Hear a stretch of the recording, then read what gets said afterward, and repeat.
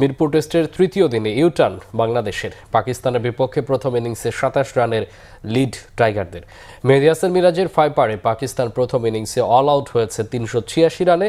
জবাবে তৃতীয় দিন শেষে দ্বিতীয় ইনিংসে বাংলাদেশের সংগ্রহ কোনো উইকেট না হারিয়ে ৭ রান। শান্তরা এগিয়ে আছেন ৩৪ রানে। মনির হোসেন খানের রিপোর্ট। ঢাকার আকাশে সকালে ঝকঝকে রোদ, বিকেলে বৃষ্টির আনাগোনা। আবহাওয়ার মতোই নিয়মিত রংবদল মিরপুর টেস্টের। শান্তর সেঞ্চুরিতে প্রথম দিনটি টাইগারদের, দ্বিতীয় দিনে কিছুটা অস্বস্তি। ৪১৩ রানে অল আউট বাংলাদেশ।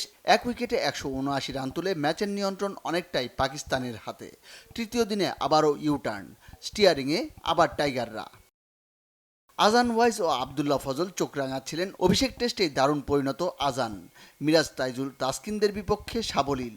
ফজলের সঙ্গতে নিলেন টাইগার বোলারদের ধৈর্যের পরীক্ষা। দ্বিতীয় উইকেটে জুটি ১০৪ রানের জীবনের প্রথম টেস্ট ইনিংসকে স্মরণীয় করে রাখলেন সেঞ্চুরি দিয়ে। তাসকিনের শিকার হওয়ার আগে নামের পাশে ১০৩, ২১০ থেকে ২২৭। ১৭ রানে টাইগার বোলারদের ছোটখাটো ঝড়। তাসকিন আহমেদের তোপ, সেঞ্চুরিয়ান আজানের পর তার শিকার শান মাসুদ। সৌদ শাকিল ঘায়েল, মেহেদী মিরাজের ঘূর্ণির মায়াজালে।